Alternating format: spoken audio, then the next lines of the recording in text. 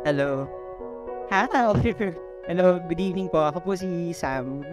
Kasama naman ni Ken from theater. So, nung college kami, kasama kami sa theater. So, siguro nag-focus kayo kung paano siya na-meet. Ako, mag-focus ako dun sa mga inside jokes namin ni Ken.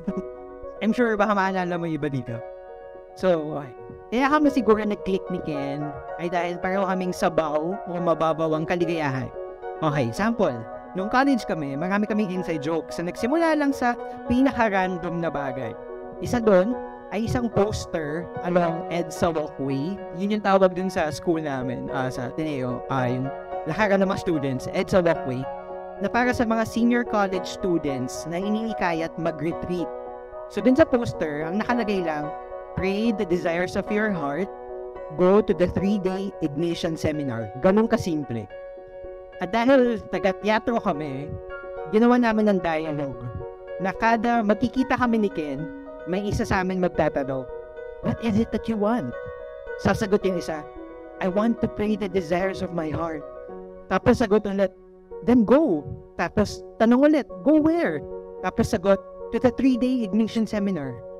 Take note, with emotions lagi yon. Yun na yung naging hi-hello namin sa isa't isa. Wala lang, napaka-random, di ba? Maski si Hilary Duff, nadamay sa pagka-random namin. Birthday kasi ni Ken is October 28. Tapos si Hilary Duff, September 28 naman. 1987. Kaya edad natin, no? Kaya isang buwan lang ang pagitan nila sa isa't isa. Kaya kada September 28, naiisip namin si Hilary Duff. Tapos kada birthday naman ni Ken, sinasabayan namin ng pagbati kay Hilary. Happy birthday Ken, happy birthday kay Hilary. O diba sabaw lang? Hindi ko alam kung saan namin napulot yon, pero laging kasama si Hilary sa batian namin. Kada birthday ni Ken, hanggang sa pati mga kanta niya, alam na rin namin. Di ba? Malabo. Dahil din sa kasabawan namin, last example to, bigla na lang kami magbabanter o yung magbabatuan ng linya. Sample, meron kami isang shoot sa Parañaque.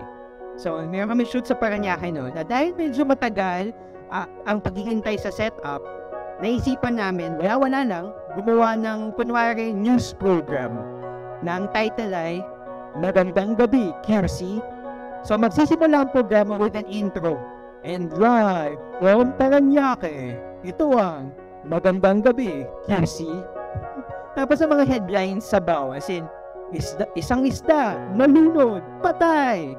O kaya, isang ungod, inuod, patay. Tapos sasabihin din namin, back to you, Ken. Salamat, Samboy, and other news.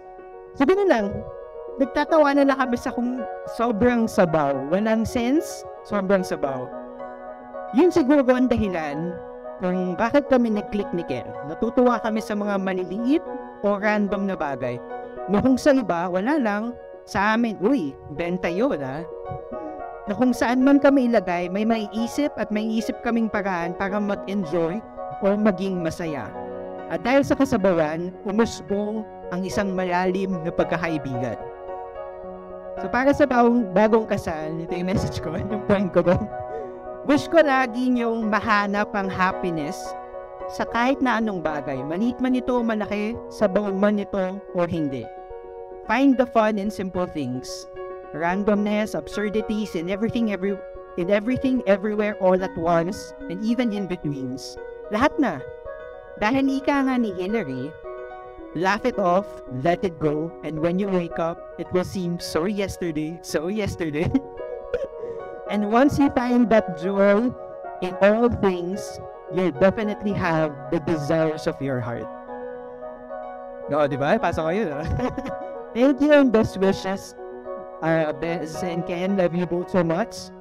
At mula dito sa Blue Moon, Los Ilustrados, Tagaytay, back to you, Ken and Bez.